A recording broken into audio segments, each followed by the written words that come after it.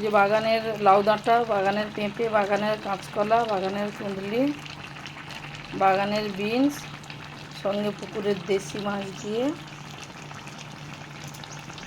আজকে ওই যে জিরার ঝোল হয়েছে। একবার দেশি খাবার, দেশি রান্না আজকে হয়েছে।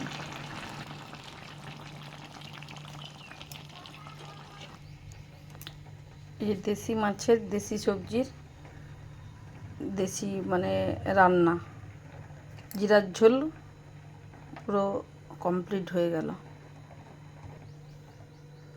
সঙ্গে আজকে যে দেশি মাছের ভাজা, পুকুরের বাড়ির পুকুরের মাছ, কুমড়োর ভাজা, বিনসের ভাজা, আর ওই যে দেশি খাওয়ার একেবারে টমেটোর পুরোর মাখা, কাঁচা লঙ্কা, কাঁচা পেঁয়াজ আর এই যে সরষের তেল লবণ দিয়ে এটাই মাখা। স্যালাডও আছে সঙ্গে। এটাই আজকে মেনুতে।